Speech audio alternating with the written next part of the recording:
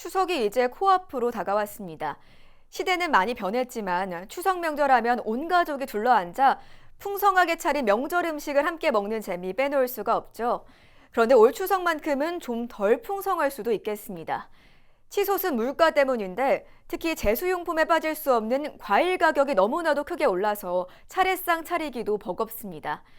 오늘 식탁물가 Y에서는 추석 차례상에 빠질 수 없는 사과와 배 가격을 추적하겠습니다. 엄상현 기자입니다.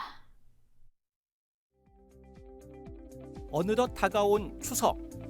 마트에는 차례상이며 가족들 먹일 음식 장보러 나온 소비자들로 분주한데요. 하지만 요즘 안 오른 게 없습니다. 그래서일까요? 명절이 두렵다는 분들도 적지 않습니다. 네, 좀 어떠신 것 같으세요? 비싸요. 너무 많이 비싸요. 그러니까 너무 비싸갖고 사가는 것도 겁나네요. 특히 어떤 게 좀 많이 올랐어요? 과일, 사과, 배 이런 것도 많이. 그러죠. 네, 대체 물가가 얼마나 올랐는지 저도 제수용품을 중심으로 직접 장을 한번 봐보겠습니다. 햇과일부터 골라봤습니다.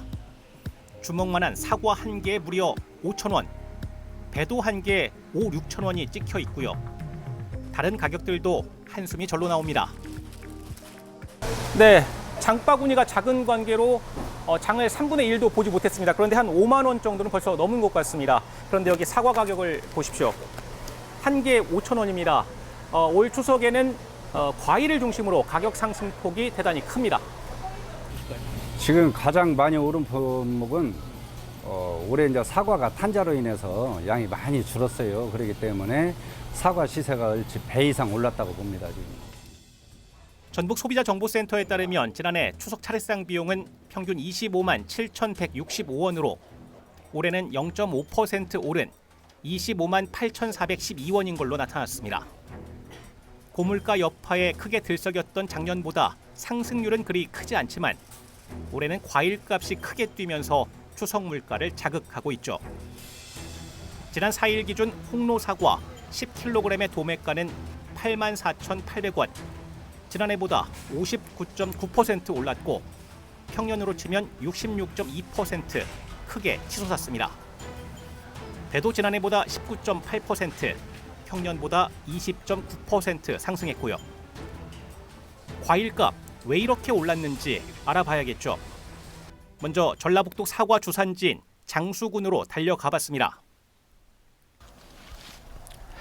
네, 우리나라의 대표 사과로는 홍로와 부사가 있습니다. 제가 들고 있는 게 바로 홍로 사과인데요. 홍로는 아삭하고 당도가 높아서 보통 선물용이나 제수용으로 판매가 됩니다. 우리나라 홍로 전체 생산량의 50%는 바로 이곳 장수군에서 나옵니다. 지금 어떤 거 위주로 지금 작업을 하시는 거예요? 색이 잘 난 거 위주로. 근데 보니까 지금 검게 변한 사과도 있어요. 이건 어떤 거예요? 이건 이제 탄저병이 걸려서 예. 이게 썩어 들어가는 거죠, 병과. 지난 4월이었죠. 개화기에 접어든 과수원에 때 아닌 냉해와 우박 피해가 발생했고 여름엔 장마와 폭염까지 이어지며 정상과의 물량은 크게 줄었습니다. 아무래도 올해 생산량이 줄었다 보니까 지금 도매시장 가격이 높게 형성돼 있어도 농민들의 수입은 평년에 비해서 그렇게 그다지 좋지 않을 거라고 생각합니다. 한국농어촌경제연구원은 올해 사과 생산량이 지난해보다 21% 줄어들 것으로 예측하기도 했습니다.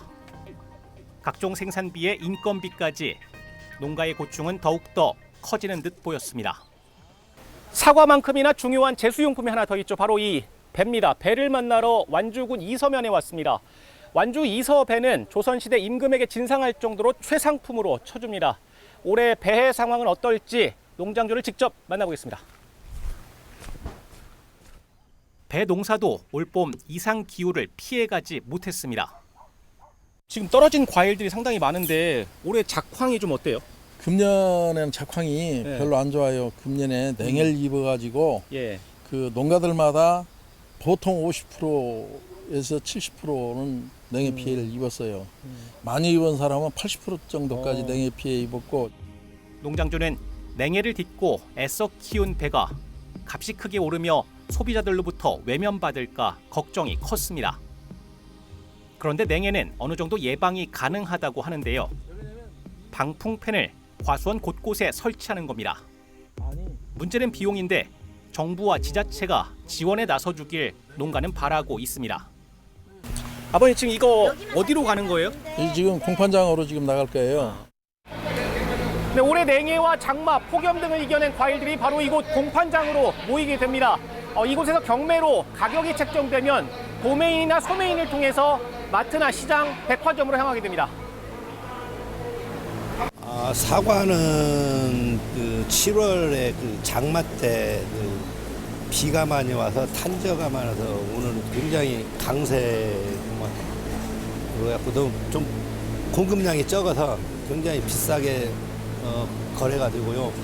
배 같은 경우는 작황이 그런 대로 괜찮아서 보합세를 그냥 유지한다고 보고 있습니다.